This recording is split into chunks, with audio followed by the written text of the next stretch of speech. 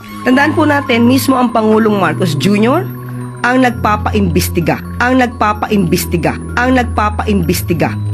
Dahil nalaman po niya kung ano ang nangyayari at siya po ang bumisita mismo.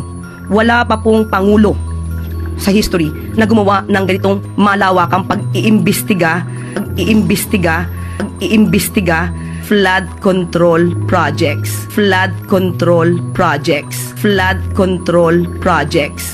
A few inches later. Kung seryoso lang talaga ang presidente, tapos na yan sa isang araw lang.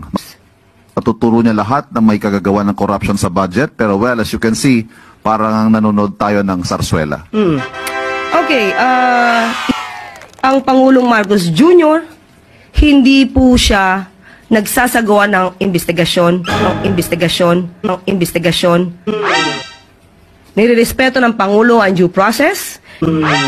Nirerespeto ng Pangulo ang human rights. So kaya po dumadaan ang lahat sa proseso. Aray ko